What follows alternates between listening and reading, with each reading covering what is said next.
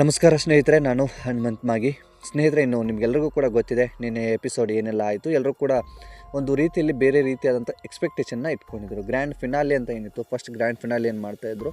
So ಅದೊಂದು ರೀತಿಯಲ್ಲಿ finale ಯಾವ ರೀತಿಯಾಗಿ ನಡೆಯುತ್ತೋ ಅದೇ ರೀತಿಯಾಗಿ ಆಗ್ಬೋದೇನೋ ಅಂತ ಎಕ್ಸ್ಪೆಕ್ಟೇಷನ್ ಏನೋ ಇಟ್ಕೊಂಡಿದ್ರು. ಅದು ಬಹುಶಃ ನಮ್ಮ ತಪ್ಪು ಅನಿಸುತ್ತೆ. ಅದನ್ನು ಹೊರತುಪಡಿಸಿ ಒಂದು ರೀತಿಯಲ್ಲಿ ಒಂದು ಗ್ರ್ಯಾಂಡ್ ಫಿನಾಲೆಗೆ ಆಯ್ಕೆ ಆಗಿರ್ತಕ್ಕಂಥ 4 ಜನ ಏನಿದ್ರು, 4 ಜನರಿಗೂ ಕೂಡ ಒಂದು ಗೇಮ್ ಇಡ್ತಾರೆ. ಗೇಮಲ್ಲಿ ಕಾಕ್ರೋಚ್ ಒಂಚೂರು ತುಂಬ ಚೆನ್ನಾಗಿ ಆಡ್ದ ಅಂತ ಕಾಣಿಸುತ್ತೆ. ಅವರೇ ವಿನ್ನರ್ ಆಗಿರ್ಬೋದು. ಅದನ್ನು ಈಗಾಗಲೇ ನಮ್ಗೆ ಗೊತ್ತಿಲ್ಲ ಅದ್ರ ಬಗ್ಗೆ ಏನು ಅಂತ. ಬಹುಶಃ 90% ಅವರಂತರೂ ವಿನ್ ಆಗಿರ್ತಾರೆ.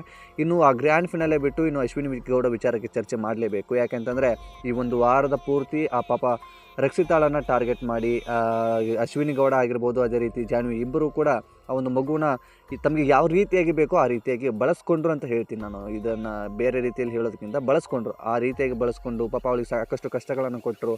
ಸೊ ಇದನ್ನೆಲ್ಲ ಗಮನಿಸಿರ್ತಕ್ಕಂಥ ಗಿಲ್ಲಿ ಕೂಡ ಇದರ ಬಗ್ಗೆ ಸ್ಟ್ಯಾಂಡ್ ತೊಗೊಂಡಿರ್ತಕ್ಕಂಥ ಗಿಲ್ಲಿಗೆ ಕಿಚ್ಚನ ಚಪ್ಪಾಳೆ ಕೂಡ ಸಿಕ್ತು. ಗಿಲ್ಲಿ ಅಷ್ಟೇ ಎಲ್ರಿಗೂ ತುಂಬ ಎಂಟರ್ಟೈನ್ಮೆಂಟ್ ಕೊಡ್ತಾನೆ. ಯಾರ್ದು ಮುಲಾಜಿಲ್ಲದೆ ಮಾತನಾಡ್ತಾನೆ ಇರಲ್ಲ. ಯಾರಿಗೆ ಯಾವ ಟೈಮಲ್ಲಿ ಏನು ಮಾತನಾಡಬೇಕು ಅದು ಮಾತನಾಡ್ತಾನೆ. ಆಶ್ಚರ್ಯವಾಗಿ ಮಾತನಾಡಿದ್ರು ಎಂಟರ್ಟೈನ್ಮೆಂಟ್ ಕೊಡ್ತಾನೆ, ಬಟ್ ರಿಯಾಲಿಟಿನ ಕೊಡ್ತಾ ಇದ್ದಾನೆ. ಅದೊಂದು ಎಲ್ಲರೂ ಕೂಡ ಒಪ್ಕೊಳ್ಳೇಬೇಕಾಗಿರ್ತಕ್ಕಂಥದ್ದು. ಇನ್ನು ಅಶ್ವಿನಿ ಗೌಡ ಅವ್ರಿಗೆ ಯಾವ ರೀತಿಯಾಗಿ ಕಿಚ್ಚ ಸುದೀಪ್ ಅವ್ರು ಕ್ಲಾಸ್ ತೆಗೆದುಕೊಂಡ್ರು, ಜಾನ್ವಿಗೆ ಯಾವ ರೀತಿಯಾದಂಥ ಕ್ಲಾಸ್ ತೆಗೆದುಕೊಂಡ್ರು, ನೀವೆಲ್ಲ ಕೂಡ ಅದನ್ನ ಗಮನಿಸಿದ್ದೀರಿ ಅಂತ ಅಂದ್ಕೊಳ್ತೀನಿ.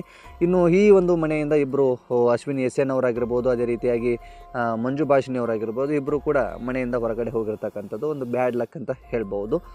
ಇನ್ನು ಮಾಳು ನಿಪ್ನಾಳ್ಗಂತೂ ಒಂದು ಸರಿಯಾದಂಥ ಕ್ಲಾಸ್ನ ತೆಗೆದುಕೊಂಡ್ರು ಅಂತಲೇ ಹೇಳಿದ್ರು ಕೂಡ ತಪ್ಪಾಗಲಿಕ್ಕಿಲ್ಲ. ಯಾಕೆಂತಂದರೆ ಅಲ್ಲಿ ಧ್ರುವಂತ್ ಮತ್ತು ಸ್ಪಂದನ ನಡುವೆ ಜಗಳ ಆಗೋದಕ್ಕೆ ಈ ಮಾಳು ನಿಪ್ನಾಳೆ ಕಾರಣ ಆಗ್ಬಿಡ್ತಾರೆ. ಯಾಕೆಂತಂದರೆ ಸೇಫ್ ಆಟ ಆಡೋದಕ್ಕೆ ಪ್ರಾರಂಭಿಸ್ತಾರೆ. ಅಲ್ಲಿ ಅಸಲಿಗೆ ಕಾಣಿಸ್ತಾ ಇತ್ತು ಮಾಳು ನಿಪ್ನಾಳ್ ತುಂಬ ಸೇಫಾಗಿ ಆಟ ಆಡ್ತಾ ಇದ್ದಾರೆ ಅಂತ.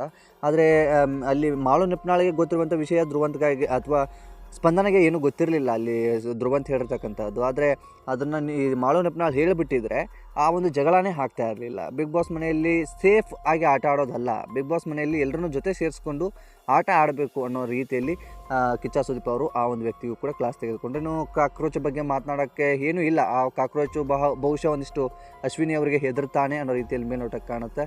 ಸೊ ತಮಗೆ ಯಾರು ಫೇವರೋ ಅವರಿಗೆ ಒಂದು ಸ್ವಲ್ಪ ಸಪೋರ್ಟ್ ಮಾಡ್ತಾ ಇದ್ದಾನೆ ಅನಿಸುತ್ತೆ. ಆಟ ಅಂತ ಬಂದಾಗ ಸ್ಟ್ಯಾಂಡ್ ತೊಗೊತಾರೆ. ಅದನ್ನು ಹೊರತುಪಡಿಸಿ ಇನ್ನೇನೋ ಒಂದು ಆಯ್ಕೆಯನ್ನು ಕೊಟ್ಟಾಗ ತಮಗೆ ಯಾರು ಇಷ್ಟನೋ ಅವರಿಗೆ ಸಪೋರ್ಟ್ ಮಾಡೋದಕ್ಕೆ ಹೋಗ್ತಾರೆ. ಅಂತಂದರೆ ಯಾರು ಇಷ್ಟ ಅನ್ನೋದಕ್ಕಿಂತ ಆ ಮನೆಯಲ್ಲಿ ಯೋಗ್ಯ ಯಾರು ಅವರಿಗೆ ಸಪೋರ್ಟ್ ಮಾಡಿದ್ರೆ ಅದೊಂದು ಉತ್ತಮ ಅಂತಹ ಹೊರಗಡೆಯಿಂದ ಕಾಣಿಸುತ್ತೆ. ಸೊ ಅವ್ರಿಗೆ ಏನು ಅಂತ ಗೊತ್ತಿಲ್ಲ, ನನಗಂತೂ ಅನಿಸಿರುವಂಥ ವಿಚಾರ ಅದು.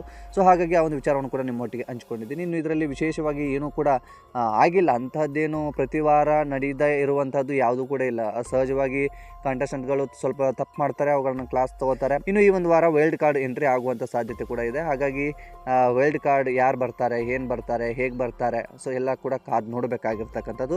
ಸೊ ಅದ್ರ ಬಗ್ಗೆ ನಾನು ಹೆಚ್ಚು ವಿವರವನ್ನು ಕೊಡೋದಕ್ಕೆ ಹೋಗೋದಿಲ್ಲ. ಆದರೆ ಒಂದು ರೀತಿಯಲ್ಲಿ ಈ ರೀತಿಯಾದಂಥ ಒಂದು ಕ್ಲಾಸ್ ಅಥವಾ ಈ ರೀತಿಯಾದಂಥ ಒಂದು ಪಾಠ ಆ ಒಂದು ಮನೆಗೆ ಬೇಕಾಗಿತ್ತು. ಮನೆ ಯಾರಪ್ಪನ ಸೊತ್ತು ಅಲ್ಲ, ಮನೆ ಎಲ್ರದ್ದು. ಅಲ್ಲಿ ಎಲ್ಲರೂ ಹೇಗೆ ಬೇಕಾದರೂ ಬದುಕ್ಬೋದು ಅನ್ನೋ ರೀತಿಯಲ್ಲಿ ಕಿಚ್ಚ ಸುದೀಪ್ ಹೇಳಿರ್ತಕ್ಕಂಥದ್ದು.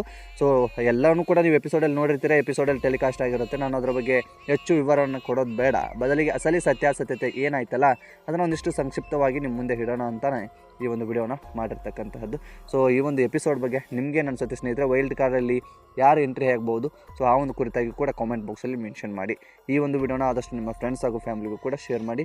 ನೀವೇನಾದರೂ ಸಬ್ಸ್ಕ್ರೈಬ್ ಮಾಡಿಕೊಳ್ಳೋದ ವಿಡಿಯೋ ನೋಡ್ತಾ ಇದ್ದರೆ ಈ ಕೂಡಲೇ ಸಬ್ಸ್ಕ್ರೈಬ್ ಮಾಡಿ. ಹೆಚ್ಚಿನ ವಿಡಿಯೋಗಳಿಗಾಗಿ ನೋಟಿಫಿಕೇಶನ್ ಬೆಲ್ ಐಕನ್ ಕೂಡ ಕ್ಲಿಕ್ ಮಾಡಿಕೊಳ್ಳಿ. ಮತ್ತು ಮುಂದಿನ ವಿಡಿಯೋದಲ್ಲಿ ಸಿಗೋಣ. ನಮಸ್ಕಾರ.